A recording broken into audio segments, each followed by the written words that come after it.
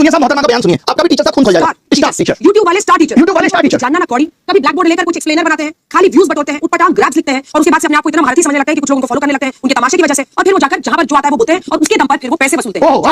बिल्कुल तुम्हारी तरह एकदम। ये जो एक्सप्लेनर बनाने वाले यूट्यूबर्स हैं और जो शिक्षक हैं, उनमें फर्क है, वो फर्क सबको समझना पड़ेगा। ये जो अगर पैसों के लिए अपना धंधा बना रहे हैं एजुकेशन को, वो एक तरफ है, और इसी वजह से स्कूल्स, कॉलेजेस, यूनिवर्सिटी से पढ़ाई नहीं होती है। बच्चों से कह दिया जाता है कि भैया तुम कोचिंग सेंटर को ज्वाइन करो तभी तुम क्रैक कर पाओगे। ये कैसी व्यवस्था में हम जी रहे हैं? ये बहुत बड़ा सवाल है। आज बहुत बड़ा सवाल किया है मैडम ने कि जो YouTube पे पढ़ा रहे हैं और जो शिक्षक हैं उनमें फर्क है। वही शिक्षक जिन्होंने OSM में इतनी गड़बड़ियां की हैं, उन्हीं शिक्षक की बात हो रही है। YouTube का टीचर हम जैसे तमाम लोग जिन्होंने लोगों को पढ़ा करके सरकार के अंदर भेजा।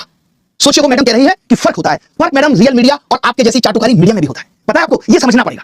जिस तरीके से आप कह रही हैं ना व्यूज के लिए, आप TRP के लिए किस तरीके से स्टूडियो के अंदर घमासान कराती हैं वो दुनिया ने देखा है कि कोई लॉजिक नहीं, सिर्फ उलूल जुलूल बातें। ये पत्रकारिता है तुम्हारी, इसको नंबर मिलने चाहिए। ये पत्रकारिता है। ये देखिए, फार्मूली से स्ट्रीट फूड नहीं है, एक इमोशन है, इमोशन है, एक जज्बात है,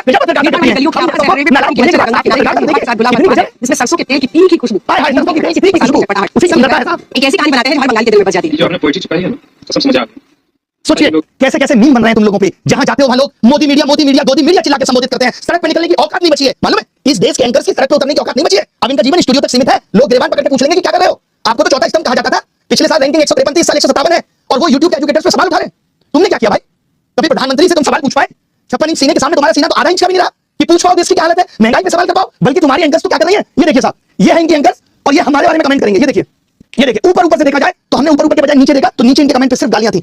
1 मिलियन के करीब फॉलोअर्स हैं, पोस्ट पे 1000 लाइक नहीं है, और नीचे देखा हमने तो सिर्फ गालियां थी। क्या वफादारी की है तुमने देश के साथ? नहीं।